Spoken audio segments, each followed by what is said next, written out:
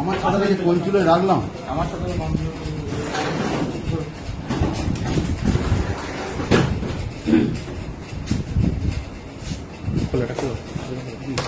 বোতলগুলো হলুন প্যান্ট একটা extra pant জোগাড় করে দিতে হবে।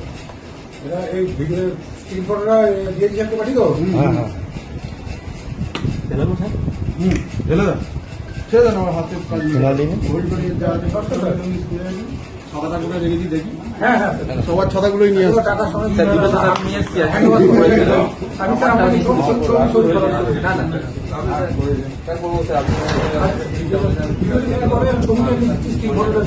দাও দাও দাও দাও দাও দাও মিডিয়া পার্টনার থেকে আপনি ঠিক মতো ব্রিফ করেন এটাই আমরা বলছি না আমার কোনো দোষ নেই আমি আপনার কাছ থেকে না স্যার বাটরা থানার এসআই গ্রেফতারের এই দৃশ্যটা আপনারা দেখলেন। কত টাকার জন্য জানেন? 15,000 টাকা। 1.5 লাখ নয়, 1.5 কোটি নয়, মাত্র 15,000 টাকা ঘুষ নিতে গিয়ে বাটরা থানার এই সাব ইন্সপেক্টর অফ পুলিশ শেষ পর্যন্ত ধরা পড়লেন এবং অ্যান্টি কারাপশন ব্রাঞ্চ পশ্চিমবঙ্গ সরকারের তাকে গ্রেফতার করলো এবং সেই গ্রেফতারির সেই দৃশ্যটা তখন অ্যাসিড টেস্ট, অর্থাৎ হাতে অ্যাসিড কোনো নির্দিষ্ট ধরনের একটা কেমিক্যাল লাগানো থাকে যেটা টাকার সঙ্গে রিলেট থাকে। যে টাকাটা তিনি নেন সেই টাকাটার সঙ্গে শেষ পর্যন্ত তার হাতটা জলে ধোয়ানোর পর সেই অ্যাসিডটা আলটিমেটলি চিহ্নিতকরণ করা যায়। ফলত স্বাভাবিকভাবে যিনি অপরাধী তিনি যে মূল ঘুষটা নিচ্ছিলেন সেই ঘুষের প্রমাণের ক্ষেত্রে এই ধরনের টেকনোলজি প্রয়োগ করেন সেন্ট্রাল ব্যুরো অফ ইনভেস্টিগেশন। দীর্ঘদিন ধরে সিবিআই এই টেকনোলজি প্রয়োগ করে অপরাধীদের চিহ্নিত করত। এবার রাজ্য পুলিশের অ্যান্টি কারাপশন ব্রাঞ্চ সেই পদ্ধতিতে গেল এবং খোদ বাটরা থানার সাব ইন্সপেক্টর অফ পুলিশ যিনি 15,000 টাকা ঘুষ নিয়েছিলেন, শেষ পর্যন্ত চাকরিটা তো খোয়াবেন এবং জেলের মধ্যে বহু বছর তাকে কাটাতে হবে।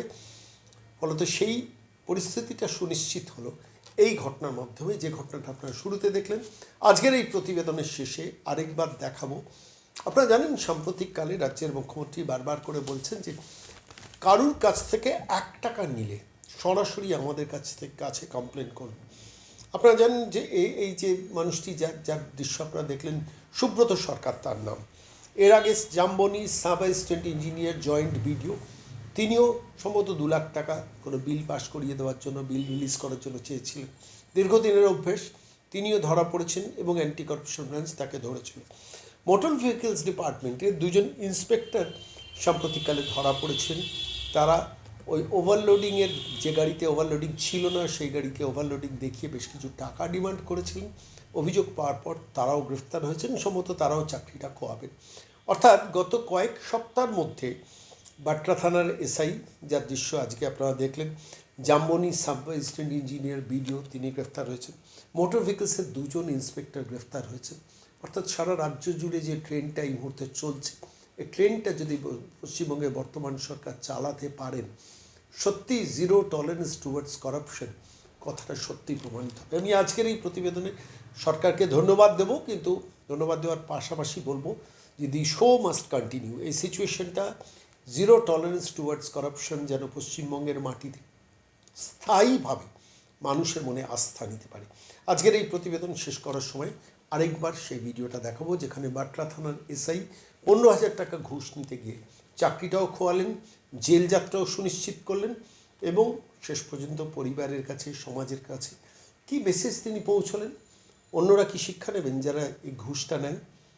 দেখতে থাকুন এই ভিডিওটা।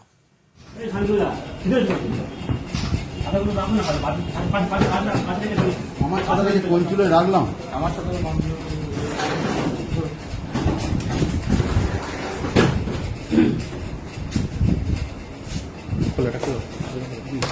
বোতলগুলো হলুন প্যান্ট একটা এক্সট্রা প্যান্ট জোগাড় করে দিতে হবে। এরা এই ভিডিও স্ক্রিন ফটোটা দিয়ে দিচ্ছি পাঠিয়ে দেবো। হ্যাঁ হ্যাঁ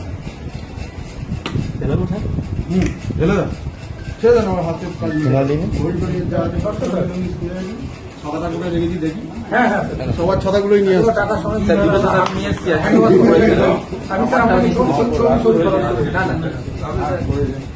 আপনাকে ছবিটা স্ক্রিন ফটোটা দাও দাও দাও দাও দাও দাও মিডিয়া কর্নার থেকে আপনি ঠিক মতো ব্রিফ করেন এটাই আমরা বলছি না স্যার, আমার কোনো দোষ ছিল না স্যার ওখানে। আমি আপনার কাছ থেকে না স্যার, না স্যার, স্যার ওটাও বলছেন।